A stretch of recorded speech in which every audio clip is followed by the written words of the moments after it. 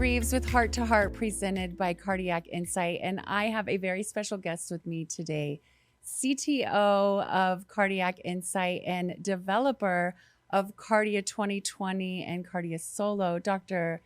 Hadley is with me today, all the way from Seattle. Thank you so much for being here. Thank you, Dani. It's a pleasure to be here. Yeah, absolutely. Well, the pleasure is all ours. We have a lot to dive into. You came up with Cardea SOLO. Yes. So about 2015, I was at a point where I needed to invest a bunch more money to build sales and marketing. Mm-hmm. And some friends had another company that had been trying to build a sensor, a wearable sensor for detecting atrial fibrillation. And they were struggling. They had been to the FDA, and the FDA said, no, you don't quite make the grade. So I had the software, and I had the electronics technology, and they had a sales team with nothing to sell. So You're prepared there. Yeah. So in 2015, I joined Cardiac Insight and merged in all of our technology into the company. And we got our first patch, a single lead, 8-day recording device through the FDA in 2017. Yeah. Amazing. Yeah. And that one is different than Cardea 2020. Yes, it's a wearable little patch. I have several I can show you. Yeah, we're going to bring those on. We're going to do something. We're going to Okay. do something special. So Okay. we'll have all that piece of information in a demonstration as well. Mm-hmm. But continue. It's a patch. You wear it. Yes. Yes. For 7 days? So it actually records out to 8 days. Okay. Yeah.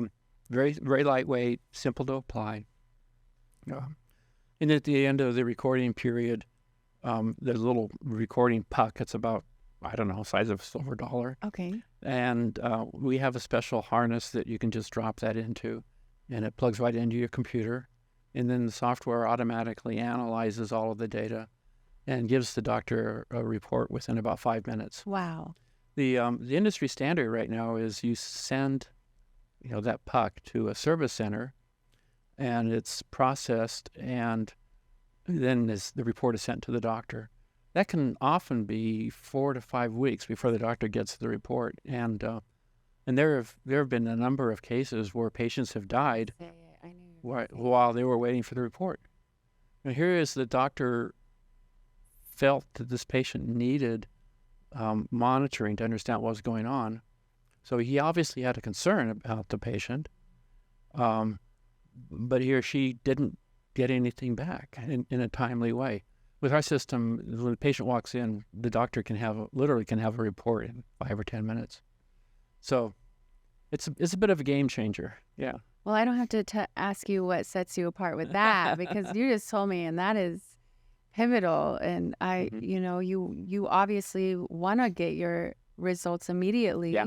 Because just like we were talking about earlier, you don't want grace period. You start to get anxious. You're at risk. So, You're at risk. You don't know if you can continue to live your life the way you really want to.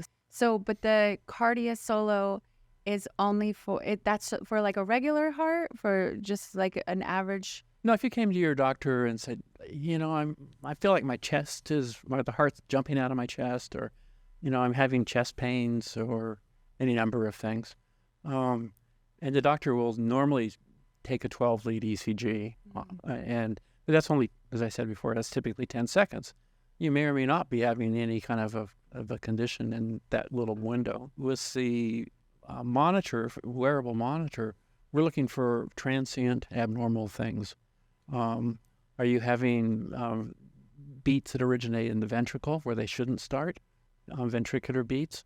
Where are we having atrial fibrillation, which, 20% of strokes are caused by AFib. We might be having ventricular tachycardias, which can be fatal. Those can be transient. So the doctor wants to know what else is going on besides what he or she sees when you're on the table for 10 seconds. So it can predict like seizures, this type of thing, or it give you an idea that you could possibly have. It would guide therapy for the heart. So, you mentioned before we started your mother, and a lot of the conditions can be mitigated with drug therapy, of course.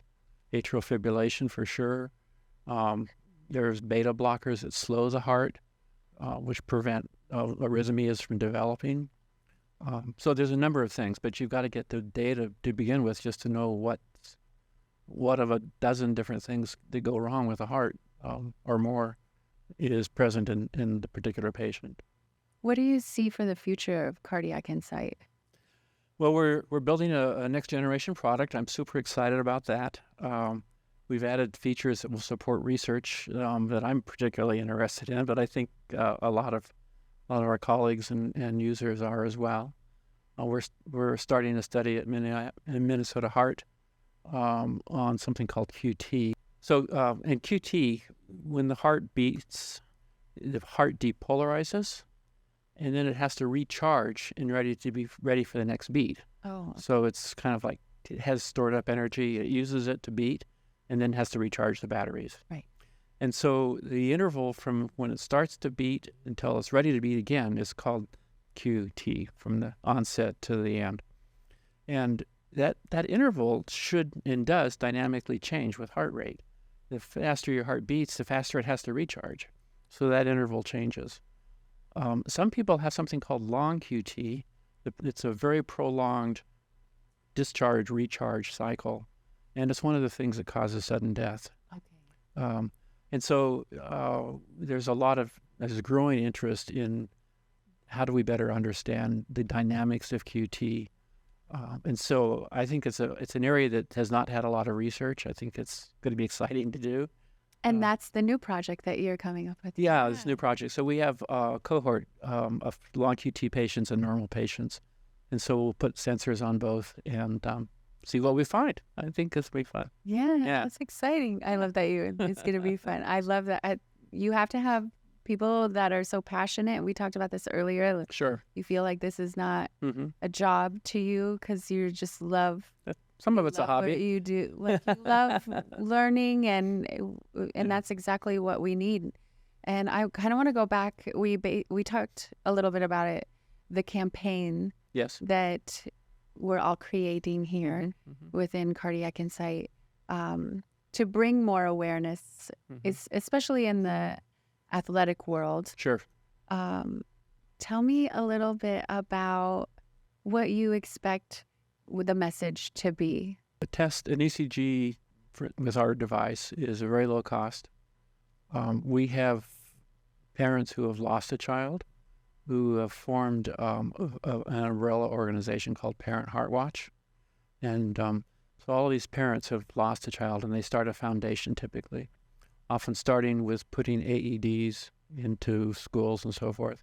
But then they transition into doing large-scale screening events. So in Seattle, we have a foundation called Nick of Time. Nick was a young football player who died suddenly, and his mom started this foundation. So they have a dozen of our systems, and they will go into a high school and set up in the gym boys and girls sides, and we'll train the kids on how to use an AED. And then we will screen the 2020. If there's something abnormal, we often will have a ultrasound system there, and so we can scan the heart to see if there's any morphology differences or abnormalities in the heart. And then a doctor overviews and reads that. And so when we go in, 300 to 400 kids will be screened in a day. And we always find a couple of kids that need follow-up. Yeah, we do. So it's not something that's, 1 in a million. Yeah, okay. But it's that's a low percentage. Yeah, I walk into a gym with all these kids, and I know percentage for a low amount of people that you're testing. I know we're going to find somebody. I mean, that's just been our experience. We really do. So I think a lot of people aren't aware that it's a lot more common. A lot of these things where we find, as I said before, not necessarily going to kill the kid, but it will affect them over the course of their life. But some of the things we find are really serious. Can I tell you a story? I was just going to ask if you had any stories that could help push this movement here. Well, I'll tell you two. But don't make me cry, Dr. Hadley. I'll tell you two. I'll tell you two.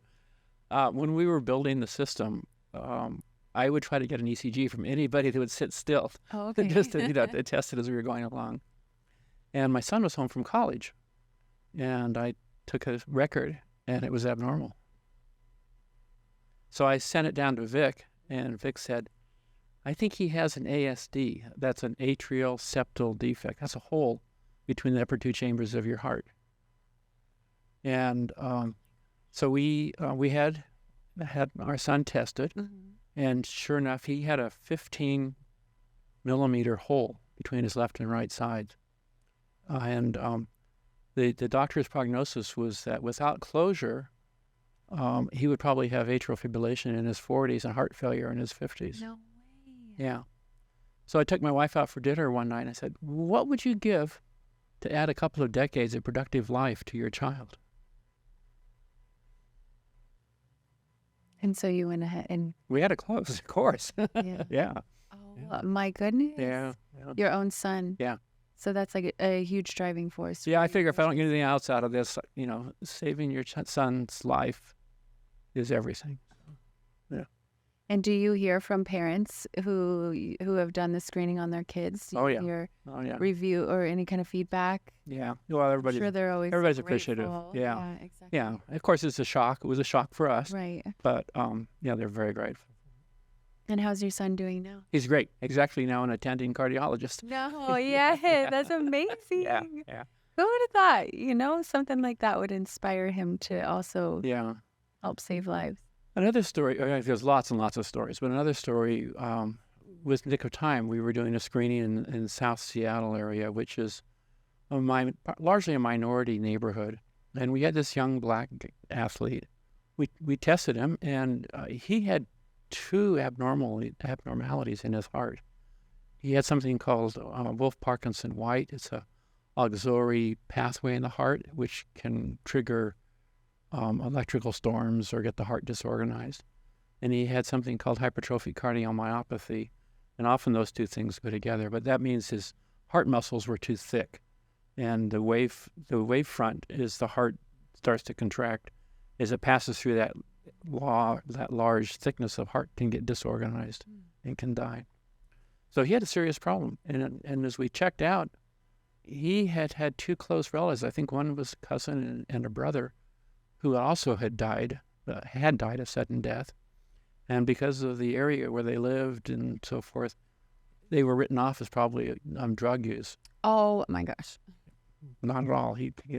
This is a genetic condition in that family that was predisposing these kids to death. And it's like, oh, what a tragedy the parents had lived through, not knowing what the truth was. Right. And he almost certainly would have died if we hadn't found it. I love this. Yeah. It really is so amazing. And obviously we brought up my mom, but Sure. It just makes me think, like, if this was how many lives we would have saved, Oh, yeah. I know we're or saving lives. prevented. Yeah.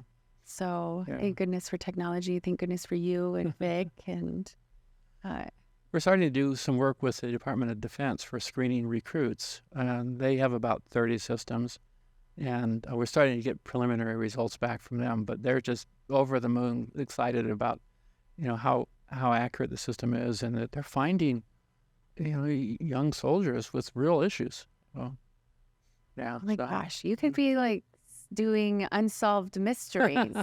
I don't know about that, but anyway. But I know we're With the saving lives, and machines, that's We will be uploading many more videos to help educate and bring awareness to cardiac insight and heart health. So if you enjoy these videos, please like and subscribe, and we'll see you next time.